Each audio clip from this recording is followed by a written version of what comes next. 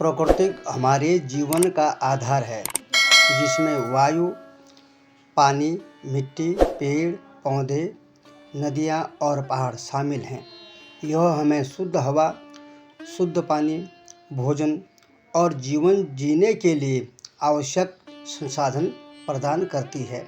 प्राकृतिक सुंदरता जैसे झरने और जंगल हमारे मन को शांति और ताजगी प्रदान करते हैं। जैसे पेड़ों से फल फूल अपनी ओर हमें आकर्षित करते हैं। तो दोस्तों, आज की बहुत सुंदर कहानी मन को सुख और शांति देने वाली कहानी ज़रूर सुनें और प्रकृति को समझें और प्राकृतिक संसाधनों का उपयोग हमें कैसे करना है, किस प्रकार करना है। फूल देही से हमें यही ज्ञान प्राप्त होता है। जय देवभूमि उत्तराखंड। फूल देही संक्रांति की बहुत बहुत हार्दिक शुभकामनाएं मेरे उत्तराखंड के सभी भाई बहनों को और विशेषकर प्यारे प्यारे छोटे छोटे बच्चों को। दोस्तों, उत्तराखंड का लोक पर्व फूल देही केवल एक त्यौहार नहीं, बल्कि प्राकृतिक परंपरा और बचपन के मिलन का एक बहुत ही सुंदर मार्मिक उत्सव है। यह पर्व चैत्र मास संक्रांति आमतौर पर मार्च के मध्य यानी 14 या 15 तारीख को मनाया जाने वाला लोक पर्व है। इस बार यह पर्व 15 मार्च 2026 को बड़े धूमधाम के साथ मनाया जा रहा है, जो पहाड़ों में बसंत ऋतु के आगमन और नए साल का संदेश लेकर के आता है। यह संदेश हमारे जीवन के लिए बहुत ही कल्याणकारी और मंगलमयी माना जाता है। पहाड़ों के सुंदर पर्व त्योहारों को बड़े धूमधाम के साथ मनाया जाता है। यह फूल देही एक पर्व नहीं है, ये हमारे पूर्वजों के द्वारा दी गई एक व्यवस्था है, जिसे आज भी हम बड़े धूमधाम के साथ मना रहे हैं और अपने आने वाले पीढ़ी को भी एक संदेश है। राजकुमारी फ्योली का प्रेम। फूल देही के पीछे एक अत्यंत मार्मिक लोक कथा है, जो एक राजकुमारी फ्योली से जुड़ी है। कहते हैं कि राजकुमारी फ्योली के जीवन और उनके प्रकृति के प्रति असीम प्रेम से जुड़ी एक मार्मिक लोक गाथा यहाँ इस कहानी का विस्तार दिया गया है। कहते हैं कि पहाड़ों की बेटी। पौराणिक कथाओं के अनुसार फ्योली एक बहुत ही सुंदर कन्या थी, जो हिमालय के घने जंगलों और पहाड़ों के बीच रहती थी। वह प्रकृति की गोद में पली बड़ी थी और उसे पेड़ पौधों, नदियों और जंगली जानवरों से गहरा लगाव था। वह अपने पहाड़ से बहुत प्रेम करती थी। वह अपना सारा समय वनों में फूलों के बीच बिताती थी और जंगल से बहुत प्रेम करती थी। कहते हैं कि एक दिन राजकुमार से मिलन। कहते हैं कि एक बार शिकार खेलते समय एक राजकुमार जंगल में रास्ता भटक गया और फ्योली के गांव पहुंच गया। फ्योली की सुंदरता और सादगी देखकर राजकुमार उस पर मोहित हो गया। उसने फ्योली के सामने विवाह का प्रस्ताव रख दिया। कहा, मैं तुमसे विवाह करना चाहता हूँ, क्या आप मुझसे विवाह करोगे?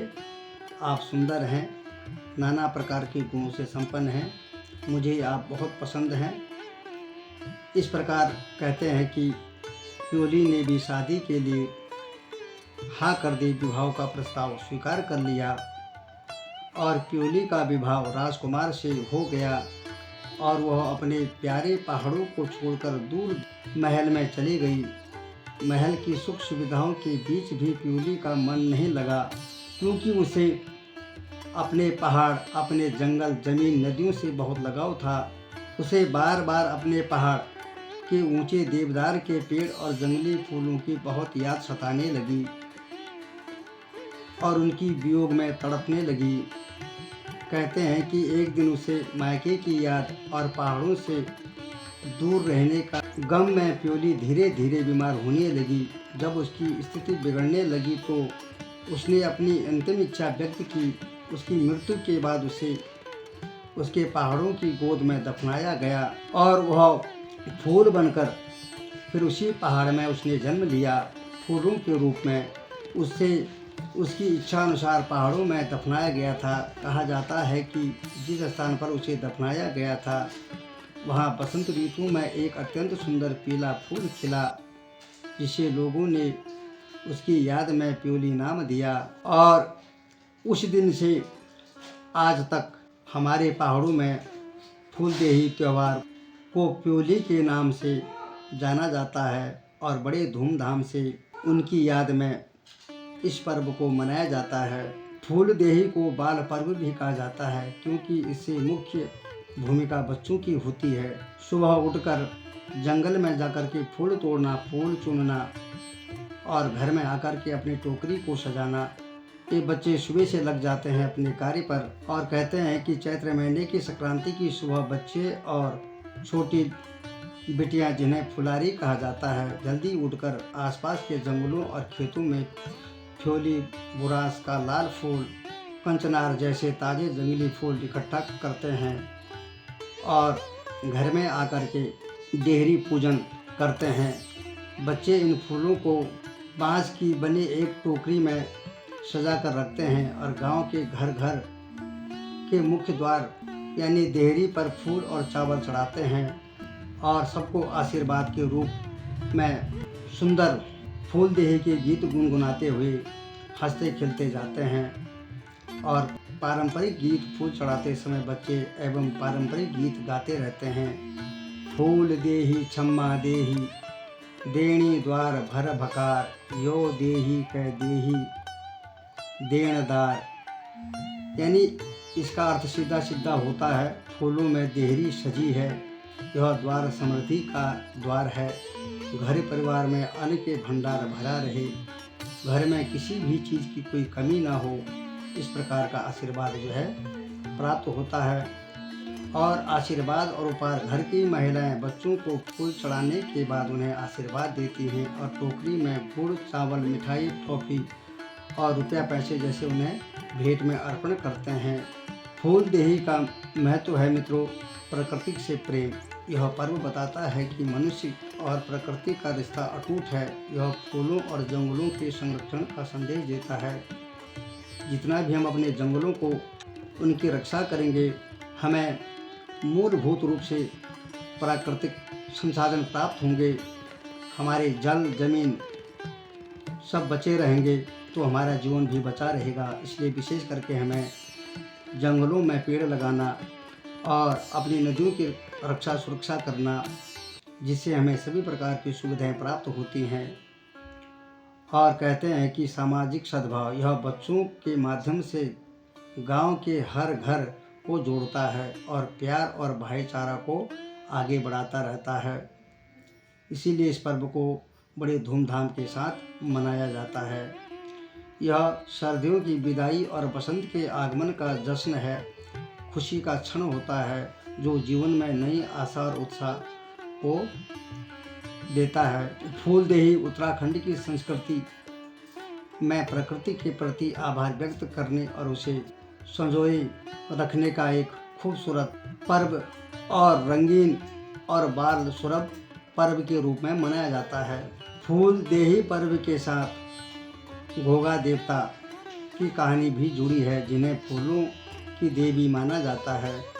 माना जाता है कि दिव्य प्रकृति ने राजा घोगा जीत को चैत्र माह की संक्रांति से अपने राज्य में घोगा की स्मृति में एक विशेष उत्सव शुरू करने का निर्देश दिया था। इसलिए फूलदेही के दौरान बच्चे केवल देहरी पर फूल ही नहीं चढ़ाते, बल्कि कई स्थानों पर घोगा माता की डोली भी निकाली जाती और उनकी विशेष पूजा अर्चना की जाती। तो मित्रों, इस कहानी का संदेश और परंपरा, यह कहानी केवल एक राजकुमारी के वियोग की नहीं, बल्कि पहाड़ों के लोगों की अपनी भूमि और प्रकृति के साथ जो अटूट रिश्ता संबंध है, उसका एक प्रतीक है। आज भी जब बच्चे हर घर की देहरी पर पीले प्योली के फूल चढ़ाते हैं तो वो असल में राजकुमारी प्योली की उसी भावना और प्रकृति के सौंदर्य का सम्मान कर रहे होते हैं।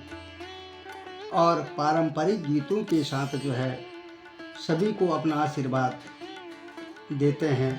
और फुलारी बच्चों का संकल्प कहते हैं कि उन बच्चों पर जिन्हें फुलारी कहा जाता है, यह माना जाता है कि फ्योली ने मरते समय वरदान दिया था कि जो भी बच्चा चैत्र मास में मेरी देहरी चौखट के फूलों से सजाएगा उसके घर के भंडार कभी खाली नहीं होंगे, उनके घर में कभी धन और अन्न कभी किसी की कमी नहीं होगी, न किसी प्रकार की।